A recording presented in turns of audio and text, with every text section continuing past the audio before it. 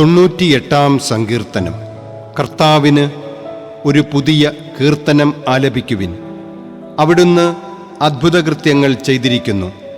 അവിടുത്തെ കരവും വിശുദ്ധ ഭുജവും വിജയം നേടിയിരിക്കുന്നു. കർത്താവ് തൻ്റെ വിജയം വിളംബരം ചെയ്തു. അവിടുന്ന് തൻ്റെ നീതി ജനതകളുടെ മുൻപിൽ വെളിപ്പെടുത്തി. ഇസ്രായേൽ ഭവനത്തോടുള്ള തൻ്റെ കരുണയും വിശ്വസ്തതയും അവിടുന്ന് അനുസ്മരിച്ചു.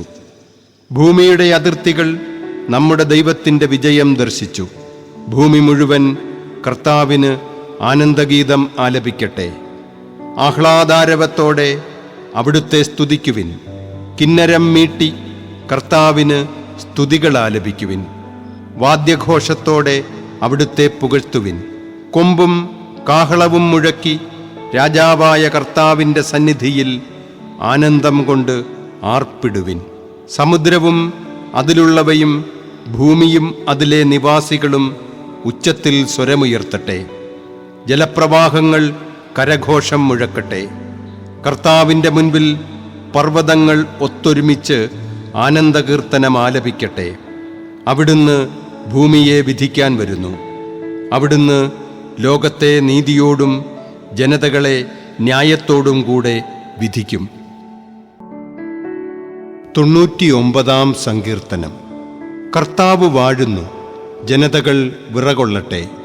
അവിടുന്ന് കെരൂബുകളുടെ മേൽ സിംഹാസനസ്ഥനായിരിക്കുന്നു. ഭൂമി കുലുങ്ങട്ടെ. കർത്താവ് സിയോനിൽ വലിയവനാണ്. അവിടുന്ന് സകല ജനതകളുടെയും മേൽ ഉന്നതനാണ്. അവിടുത്തെ മഹത്തും ഭീതിജനകവുമായ നാമത്തെ അവർ സ്തുതിക്കട്ടെ. അവിടുന്ന് പരിശുദ്ധനാണ്. ശക്തനായ രാജാവേ, നീതിയെ സ്നേഹിക്കുന്നവനെ, അവിടുന്ന് ന്യായത്തെ സുസ്ഥാപിതമാക്കിയിരിക്കുന്നു.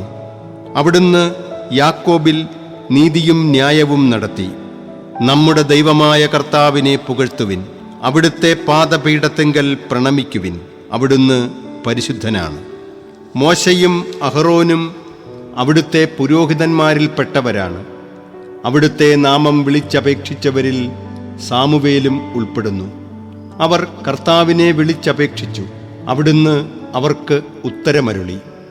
മേഘസ്തംഭത്തിൽ നിന്ന് അവിടുന്ന് അവരോട് സംസാരിച്ചു. അവർ അവിടുത്തെ കൽപ്പനകളും ചട്ടങ്ങളും അനുസരിച്ചു. ഞങ്ങളുടെ ദൈവമായ കർത്താവേ, അങ്ങ് അവർക്ക് ഉത്തരമരുളി. അങ്ങ് അവർക്ക് ക്ഷമിക്കുന്ന ദൈവമായിരുന്നു, തെറ്റുകൾക്ക് ശിക്ഷ നൽകിയവനും.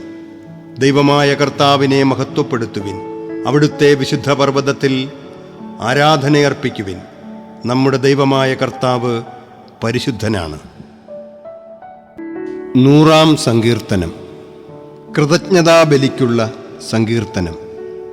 ഭൂമി മുഴുവൻ കർത്താവിൻ്റെ മുൻപിൽ ആനന്ദഗീതം ഉതിർക്കട്ടെ. സന്തോഷത്തോടെ കർത്താവിന് ശുശ്രൂഷ ചെയ്യുവിൻ. ഗാനാലാപത്തോടെ അവിടുത്തെ സന്നിധിയിൽ വരുവിൻ. കർത്താവ് ദൈവമാണെന്ന് അറിയുവിൻ. അവിടുന്നാണ് നമ്മെ സൃഷ്ടിച്ചത്. നമ്മൾ അവിടുത്തേതാണ്. നാം അവിടുത്തെ ജനവും അവിടുന്ന് മേയ്ക്കുന്ന അജഗണവുമാകുന്നു. കൃതജ്ഞതാഗീതത്തോടെ അവിടുത്തെ കവാടങ്ങൾ കടക്കുവിൻ. സ്തുതികൾ ആലപിച്ചുകൊണ്ട് അവിടുത്തെ അങ്കണത്തിൽ പ്രവേശിക്കുവിൻ. അവിടുത്തേക്ക് നന്ദി പറയുവിൻ. അവിടുത്തെ നാമം വാഴ്ത്തുവിൻ. കർത്താവ് നല്ലവനാണ്. അവിടുത്തെ കാരുണ്യം ശാശ്വതമാണ്. അവിടുത്തെ വിശ്വസ്തത തലമുറകളോളം നിലനിൽക്കും. 101-ാം സങ്കീർത്തനം. ദാവീദിൻ്റെ സങ്കീർത്തനം. ഞാൻ കരുണയെയും നീതിയെയും കുറിച്ചു പാടും. കർത്താവേ, ഞാൻ അങ്ങേക്ക് കീർത്തനമാലപിക്കും. നിഷ്കളങ്കമാർഗത്തിൽ ചരിക്കാൻ ഞാൻ ശ്രദ്ധ വയ്ക്കും. എപ്പോഴാണ് അങ്ങ് എൻ്റെ അടുക്കൽ വരിക? ഞാൻ എൻ്റെ ഭവനത്തിൽ പരമാർത്ഥ ഹൃദയത്തോടെ വ്യാപരിക്കും. നീചമായ ഒന്നിലും ഞാൻ കണ്ണുവയ്ക്കുകയില്ല. വഴിപിഴച്ചവരുടെ പ്രവൃത്തി ഞാൻ വെറുക്കുന്നു. അതിൻ്റെ പിടിയിൽ ഞാൻ അകപ്പെടുകയില്ല. ഹൃദയവക്രത എന്നെ തീണ്ടുകയില്ല. ഒരു തിന്മയും ഞാൻ അറിയുകയില്ല. അയൽക്കാരനെതിരെ ഏഷണി പറയുന്നവനെ ഞാൻ നശിപ്പിക്കും. അഹങ്കാരിയെയും ഗർവിഷ്ഠനെയും ഞാൻ പൊറുപ്പിക്കുകയില്ല. ദേശത്തുള്ള വിശ്വസ്തരെ ഞാൻ പ്രീതിയോടെ വീക്ഷിക്കും. അവർ എന്നോടൊത്തു വസിക്കും. നിഷ്കളങ്കമാർഗത്തിൽ ചരിക്കുന്നവൻ എൻ്റെ സേവകനായിരിക്കും. വഞ്ചന ചെയ്യുന്ന ഒരുവനും എൻ്റെ ഭവനത്തിൽ വസിക്കുകയില്ല. നുണ പറയുന്ന ഒരുവനും എൻ്റെ സന്നിധിയിൽ തുടരാനാവുകയില്ല. ദേശത്തെ ദുഷ്കർമ്മികളെ പ്രഭാതം തോറും ഞാൻ നിഗ്രഹിക്കും. കർത്താവിൻ്റെ നഗരത്തിൽ നിന്ന് അധർമ്മികളെ ഞാൻ നിർമ്മാർജ്ജനം ചെയ്യും.